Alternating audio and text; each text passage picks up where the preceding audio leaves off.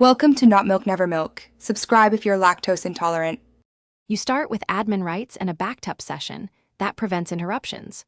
Open Run Now with Win plus R type services, MSC, and press Enter to load services. Once the list appears, find Windows Update and the Microsoft Store install service. These control automatic downloads and app installations. Make sure you don't change other services. Pause here only long enough to verify names and statuses, because the next steps adjust startup modes to stop updates without uninstalling anything. Now you disable the services that trigger updates. Right-click Windows Update, choose Properties, set Startup Type to Disabled, then click Stop and Apply. This prevents automatic start. Do the same for Microsoft Store install service and any explicit dependents.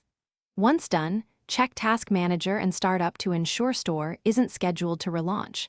Make sure to not disable critical system services, only act on named Update and Store services. After these changes, Windows won't auto-run those update processes. Finish by preventing app-level updates and providing a recovery path. Set your network as metered in settings to limit background downloads, and optionally use group policy, computer configuration, right arrow administrative templates, right arrow Windows components, right arrow store, or registry edits to turn off auto download. Once complete, restart to confirm no updates run. If problems occur, re-enable the services you changed, restart, and run the Windows Update Troubleshooter to repair settings.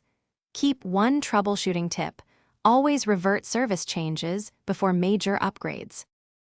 Thanks for watching. If this was helpful, leave a like and consider subscribing. See you next time.